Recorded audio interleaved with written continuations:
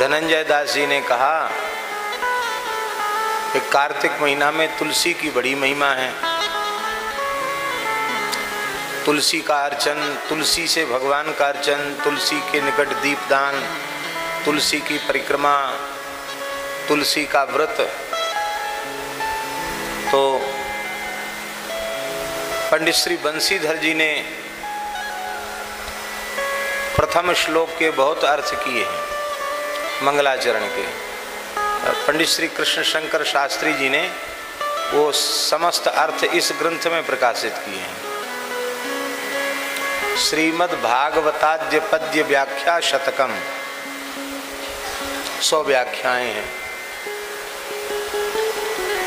तो इसमें तुलसी परक अर्थ भी किया है। तो हमने इसको देखा नहीं है, बस सामने ये भी यहीं देखने का अवसर है, क्योंकि थोड़ा पहले कहते तो एक बार ग्रंथ देख लेते। तो आज तुलसी जी की महिमा। वैसे श्रीमद् भागवत के महात्म्य पुरुषोत्तम मास में, तुलसी में, गऊ में, ब्राह्मण में, गायत्री में न पृथक भाव इष्यते, पृथक भाव नहीं है, एक ही है। इसलिए तुलसी कृष्ण स्वरूप होने के कारण मंगलाचरण में उनका स्मरण किया गया।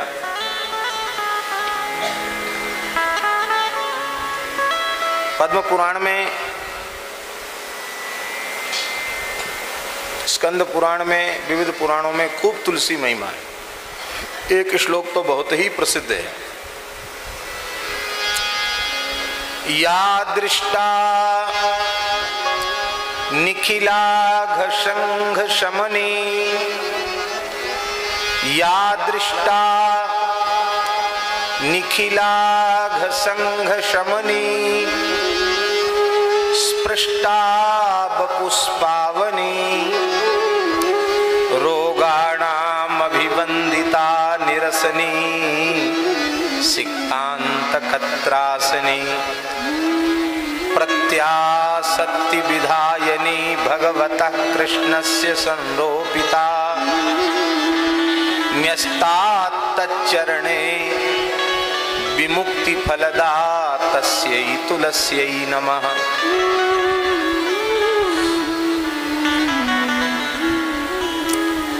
या दृष्टा निखिलाघ संघ शमनी, दर्शन मात्र से संपूर्ण अघ संघ का शमन करती है तुलसी। संपूर्ण पाप समूह का शमन कर देती दर्शन मात्र से।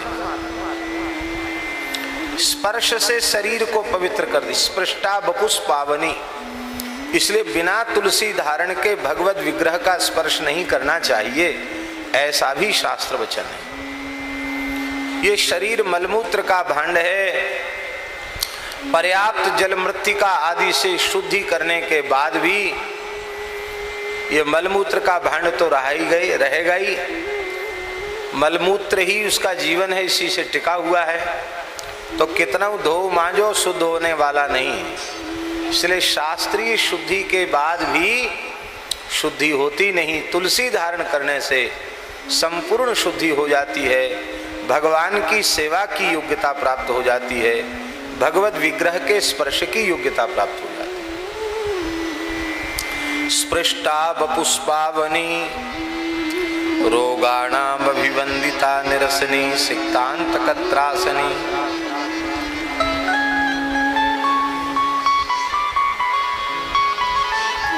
जो तुलसी को नित्य प्रणाम करते हैं श्रद्धा पूर्वक, उनके शरीर में कभी महाव्याधि उत्पन्न नहीं होती है। सिक्तांत कत्रासनी, तुलसी में नित्य जल सींचते हैं जो, उससे अंतक को, यमराज को भय हो जाता है। भले ही वो पापिष्ठ जीव ही क्यों न हो, तुलसी की सेवा करने लग जाता है, तुलसी में जल चढ़ाने लग जाता है, यमराज कहते अब ये नरक आने वाला नहीं है। सिक्तांत कत्रासनी, भगवान के चरणों में प्रेम प्रदान करने वाली तुलसी हैं। भगवान के चरणों में तुलसी अर्पित करने से मोक्ष का लाभ प्राप्त हो जाता है, जीव संस्कृति के चक्र से छूट जाता है। तुलसी को रोपित करता है, तुलसी के पौधे को लगाता है, तो मानो वह अपने हृदय में भक्ति के पौधे को स्थापित करता है। ऐसी तुलसी महारानी के चरणों में हम सब प्रणाम करते हैं। जन्माद्यस्य तोन्मयादितरतश्चार्थे सुविज्ञ स्वराट तेने ब्रह्म हृदय आदि कवये मुह्यन्ति यत् सूरयः तेजो वारि मृदाम यथा विनिमयो यत्र त्रिसर्गो मृषा धामना स्वेन सदा निरस्त कुहकम सत्यम परम धीमहि। इसी का अर्थ तुलसी जी में घटित करना है, बस इतना सा समझ लीजिए।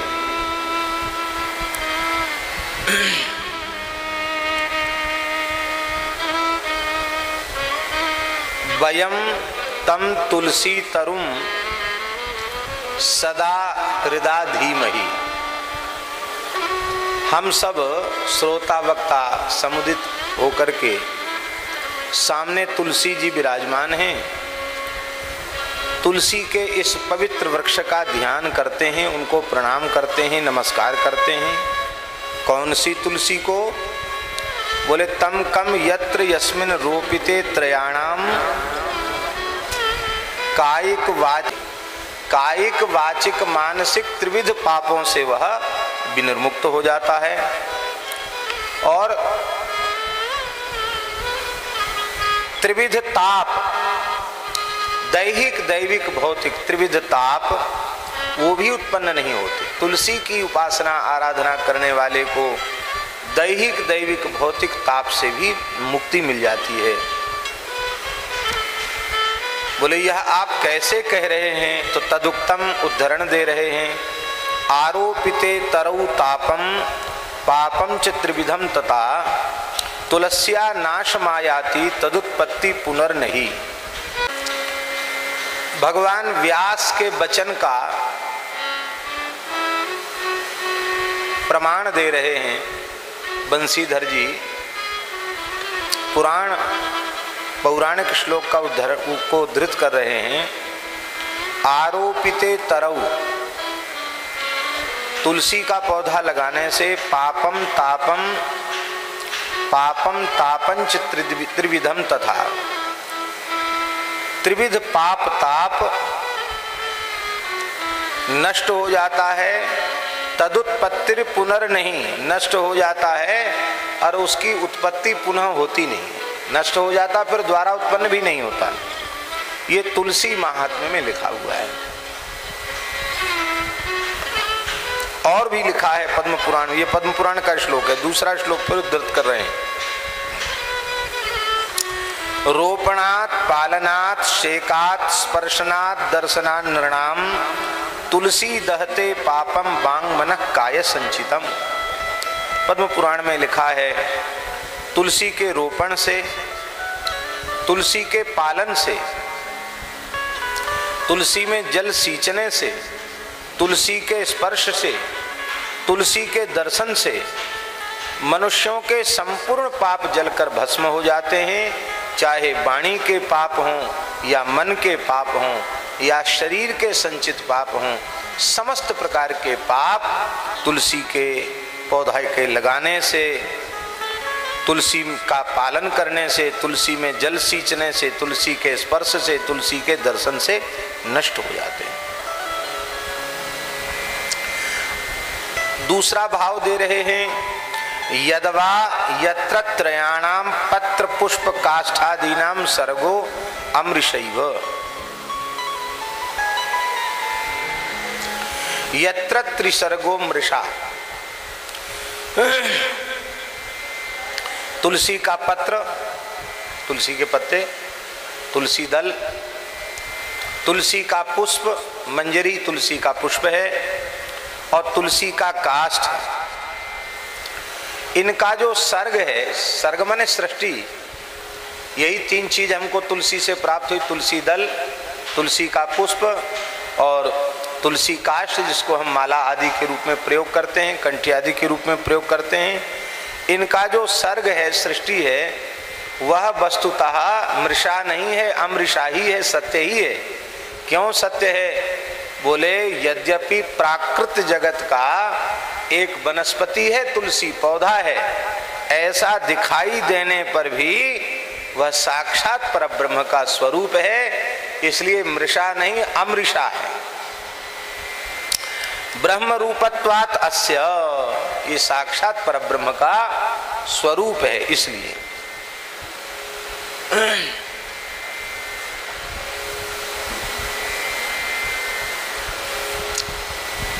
तुलसी दल रूपेण साक्षात ब्रह्म ही वर्तते। यह श्लोक स्कंद पुराण और पद्म पुराण में एक जैसा है। भावांतर तो अर्थांतर तो नहीं है, शब्दांतर भी नहीं, एक जैसा श्लोक है। तुलसी दल रूपेण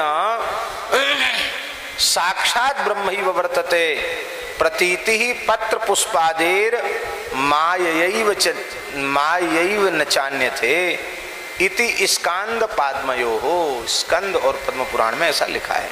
लिखा है यज्ञोपवीतवद्धार्या तुलसी मालिका सदा ना शौचम धारणे तस्या यतस्सा ब्रह्म रूपिणी।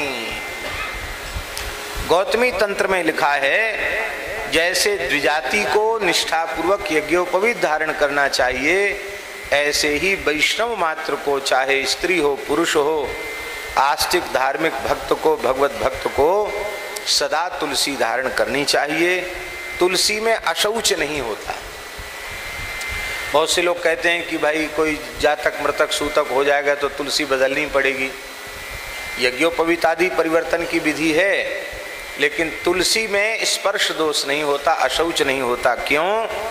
यतस्सा ब्रह्म रूपिणी, क्योंकि तुलसी साक्षात परब्रह्म का स्वरूप है। सूतक हो, ग्रहण पड़ जाए तो यज्ञोपवीत बदलना पड़ेगा, लेकिन तुलसी की कंठी बदलने की